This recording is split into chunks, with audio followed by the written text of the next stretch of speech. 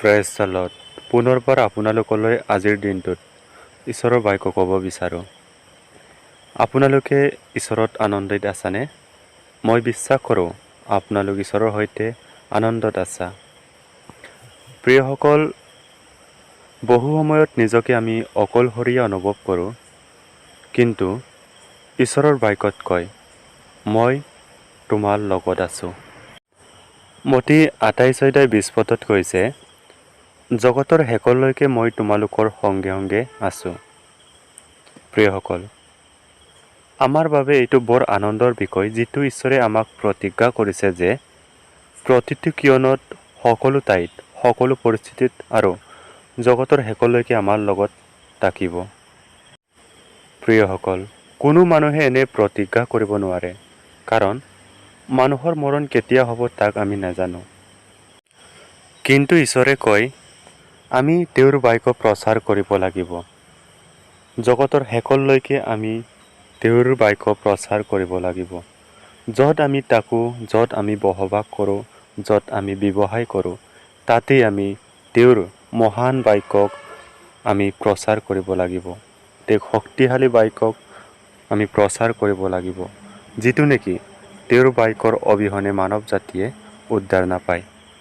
যেতিয়া আমি এনেকৈ প্ৰচাৰ কৰোঁ, প্ৰভুৰ বিষয়ে আমি লোকবিলাকক কওঁ, তেতিয়া ঈশ্বৰৰ প্ৰতিজ্ঞা আমাৰ ওপৰত পূৰ্ণ হয়, কাৰণ ঈশ্বৰে আমাৰ সৈতে জগতৰ শেষলৈকে থাকিবলৈ তেওঁ প্ৰতিজ্ঞা কৰিছে। তেওঁ আমাক মতি 28:19 কোৱা হৈছে, তোমালোক যোৱা আৰু সকলো জাতিকে শিষ্য কৰি পিতৃ, পুত্ৰ আৰু পবিত্ৰ আত্মাৰ নামেৰে তেওঁবিলাকক বাপ্তাইজ কৰা।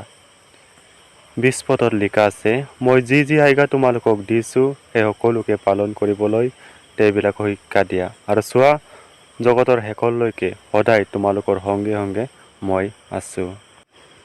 তাৰ মানে তেওঁৰ বিষয়ে আমি মানৱ জাতিক প্ৰচাৰ কৰিব লাগে। য'ত আমি ব্যৱসায় কৰোঁ, য'ত আমি থাকোঁ, তাতে আমি তেওঁৰ বিষয়ে প্ৰচাৰ কৰিব লাগে, কাৰণ তেওঁৰ বিনে মানৱ জাতিয়ে উদ্ধাৰ নাপায়। যেতিয়া আমি এনেদৰে তেওঁৰ মহান বাক্যক প্ৰচাৰ কৰোঁ, তেতিয়া তেওঁ আমাক প্ৰেম কৰিব আৰু আমাৰ যোগেদি মানৱ জাতিয়ে উদ্ধাৰ পাব। প্ৰিয়সকল, আমি এতিয়া অকলশৰীয়া নহয়।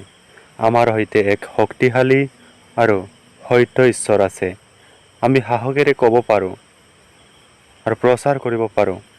পিতৰৰ দৰে আমি প্ৰচাৰ কৰিব পাৰিম। প্ৰিয়সকল, আহক আমি প্ৰাৰ্থনা কৰোঁ। হে প্ৰভু, আপুনি মোৰ লগত থকাৰ বাবে ধন্যবাদ। আপোনাৰ মহান অনুগ্ৰহৰ বাবে ধন্যবাদ। প্ৰভু, মই আপোনাৰ বিষয়ে প্ৰচাৰ কৰিম। সকলো পৰিস্থিতিত, সকলো সময়ত প্ৰভু, লোকবিলাকৰ মাজত মই তোমাৰ বিষয়ে ক'ম। হে প্ৰভু, মোক সহায় কৰা। মোৰ সৈতে সকলো ক্ষণত মোৰ সৈতে থাকিবা। প্ৰভু, ধন্যবাদ তোমাৰ আশীৰ্বাদৰ বাবে।